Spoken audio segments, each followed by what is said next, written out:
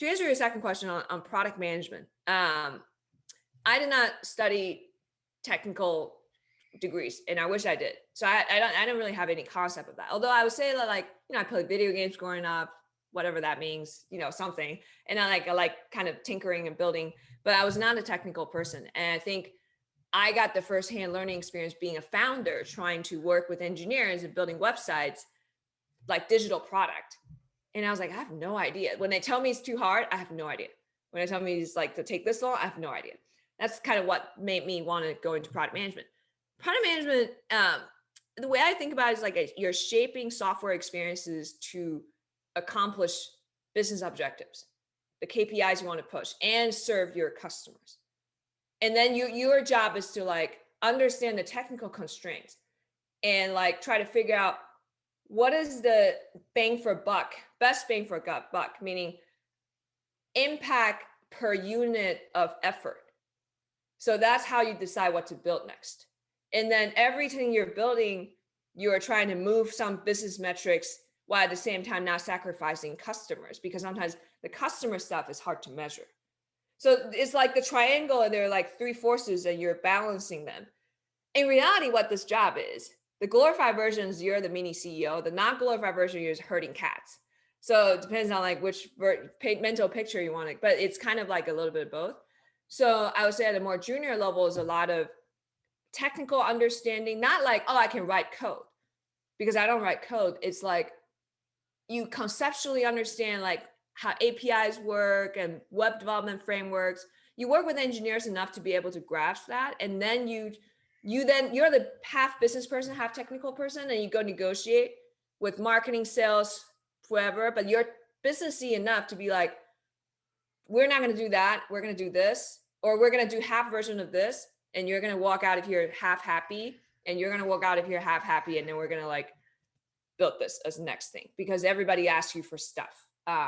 So that's kind of in a nutshell what product management is. And I think it's a very interesting skill set from like kind of tying back to the investment thing or the founder thing. When I look at businesses now, you don't have to have a product person on the founding team. But if you're something that you're building is like very product driven, what does that mean?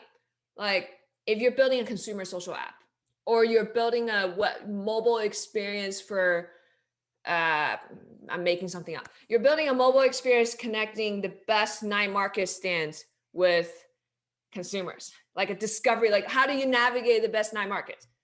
That to me is like, a product experience is pretty important, because why would someone like stay, retention, why would they engage? In that case, I'm looking for someone on the founding team that has that consumer product experience, like the user experience sensibility. How do they think about user interactions? And then if not, then like at least like the traits that like you got to better understand your customers. Who are you targeting? So these are like the product related discipline, like understand what the value proposition is, understanding what the user needs are, and like how do you like prioritize and distill it down to things that actually are critical to validate your hypotheses. Because in the early days, you have a bunch of hypotheses and you're trying to validate or invalidate them to get to product market fit. So that kind of thinking is very helpful. And from the investor side, it's kind of the flip mirror of that, how to think about like how to ask. I mean, when we're investing, we're a C-stage investor. In the US, that half the time means we're talking to companies pre-launch or pre-product. The other half of the time, we're talking to companies just launched, but pre-product market fit.